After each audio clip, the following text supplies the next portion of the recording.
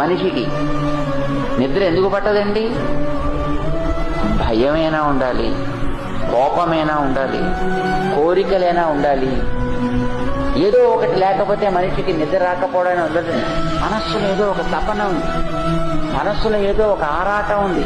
అది అవుతుందో అవ్వదో, ఇలా అవుతుందో, ఇలా అయిపోతుందో ఏమిటో, ఇది వచ్చి మీద పడిపోతుందో ఏమిటో, ఆ పొలాళ్ళు వచ్చి పట్టుకుంటాడో ఏమిటో, మరొకడు వచ్చి ఇంకోటి ఏదో చేస్తాడో ఏమిటో.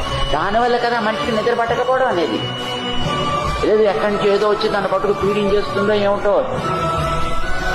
మనస్సులో ఉండేటటువంటి భయం వల్లనో, కోరికల వల్లనో, ఆశ వల్లనో ఏదో ఒకటి కారణం అవుతుందండి. ఎప్పుడు మనిషికి నిద్ర పట్టడం లేదు అని అంటే